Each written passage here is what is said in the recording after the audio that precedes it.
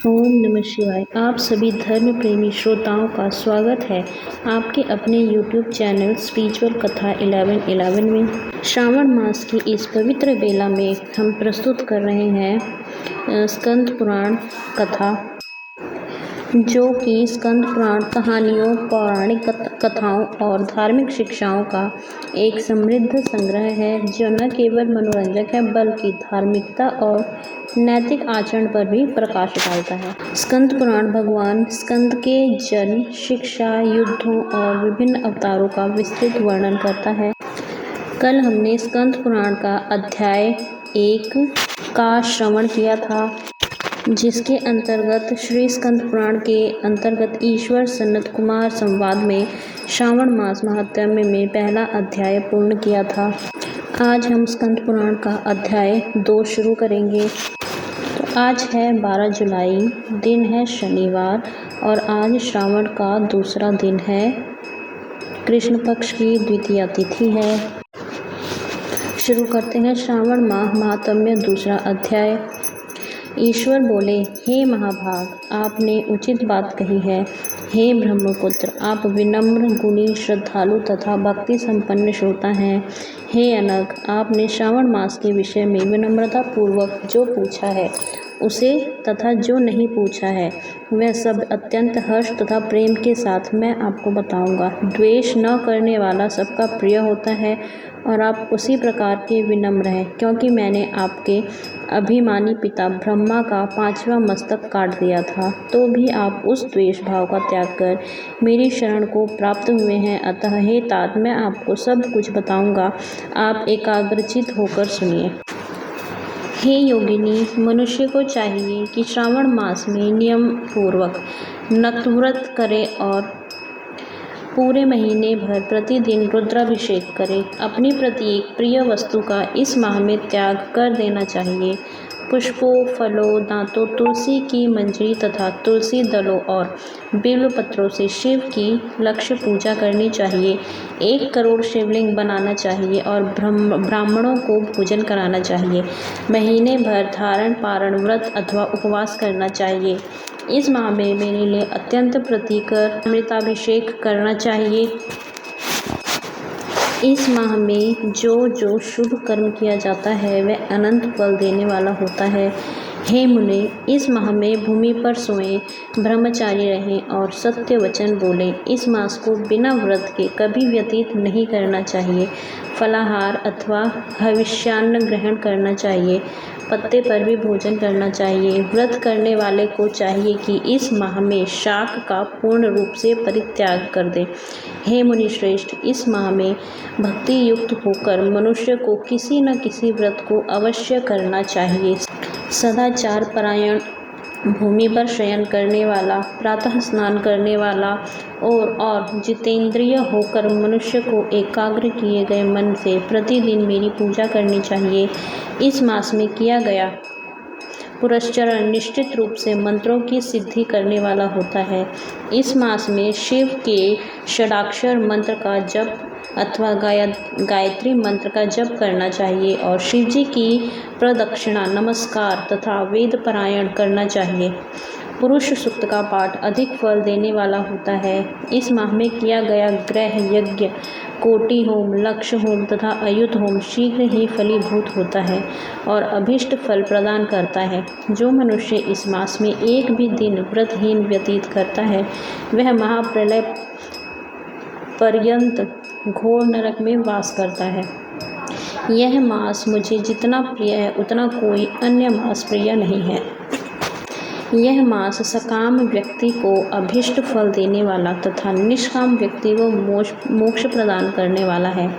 हे सत्तम, इस मास के जो व्रत तथा धर्म हैं उन्हें मुझसे सुनिए। रविवार को सूर्य व्रत तथा सोमवार को मेरी पूजा व नक्त भोजन करना चाहिए। श्रावण मास के पहले सोमवार से आरंभ करके 3.5 महीने का रोटक नामक व्रत किया जाता है। यह व्रत सभी वांछित फल प्रदान करने वाला है। मंगलवार को मंगला गौरी का व्रत बुधवार व बृहस्पतिवार के दिन इन दोनों वारों का व्रत, शुक्रवार को जीवंती का व्रत और शनिवार को हनुमान तथा नरसिंह का व्रत करना बताया गया है। हे मुने, अब तिथियों में किए जाने वाले व्रतों का श्रवण करें। श्रावण के शुक्ल पक्ष की द्वितीया तिथि को औदुंबर नामक व्रत होता है। श्रावण के शुक्ल पक्ष की तृतीया तिथि को गौरी व्रत होता है।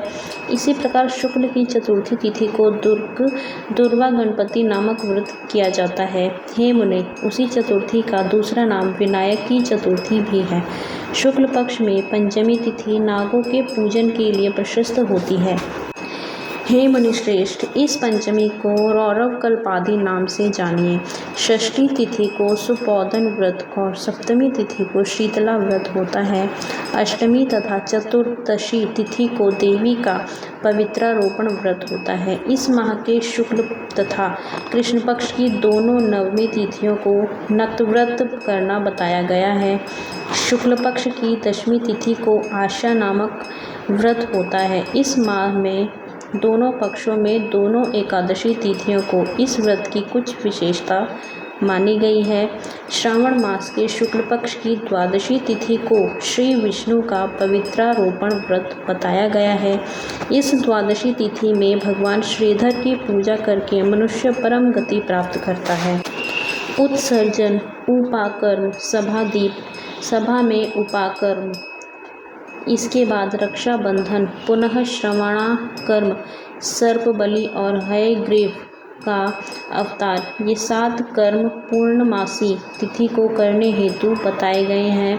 श्रावण मास की कृष्ण पक्ष में चतुर्थी तिथि को संकष्टी चतुर्थी व्रत कहा गया है और श्रावण मास की कृष्ण पक्ष की पंचमी तिथि के दिन मानव कल्पादि नामक व्रत को जानना चाहिए। हे द्विजोत्तम, कृष्ण पक्ष की अष्टमी तिथि को श्री कृष्ण का पूर्ण अवतार हुआ। इस दिन उनका अवतार हुआ, अतः महान उत्सव के साथ ही इस दिन व्रत करना चाहिए। मुनिश्रेष्ठ, इस अष्टमी को मनवादी तिथि जानना चाहिए।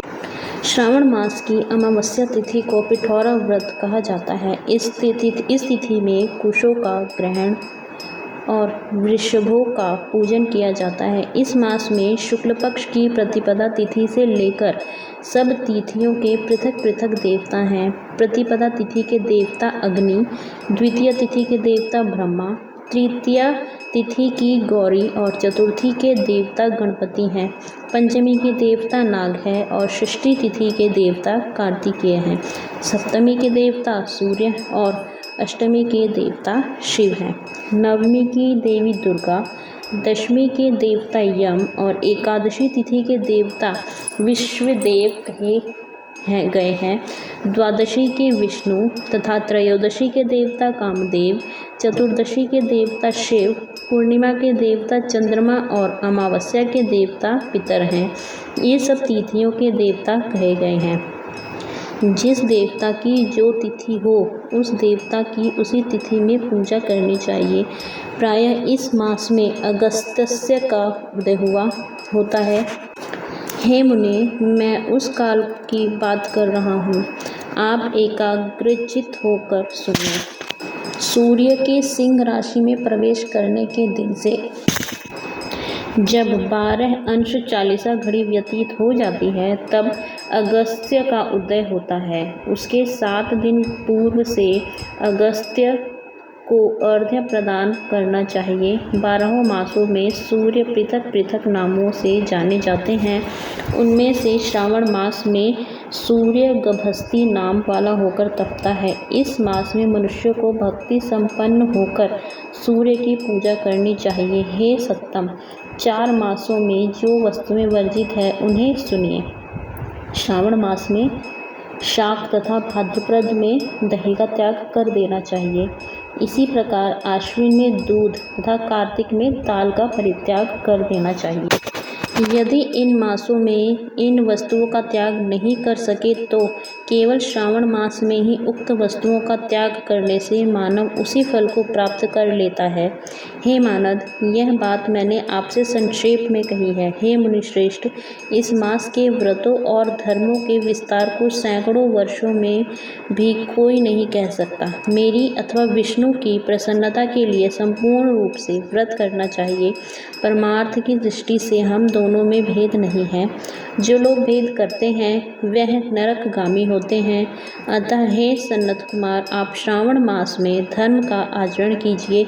इस प्रकार ईश्वर सनत कुमार संवाद के अंतर्गत श्रावण व्रतोदेश कथन नामक दूसरा अध्याय भी पूर्ण हुआ। ओम नमः शिवाय। यदि आपको यह अध्याय अच्छा लगा हो तो कृपया इस ज्ञान को अधिक से अधिक लोगों तक पहुंचाएं। लाइक करें, कमेंट करें और चैनल स्पिरिचुअल कथा 1111 को सब्सक्राइब करना ना भूलें। कल फिर मिलेंगे स्कंद पुराण के अगले अध्याय के साथ। हर दिन एक अध्याय, हर दिन आध्यात्म। जय श्री हरि, जय सनातन धर्म।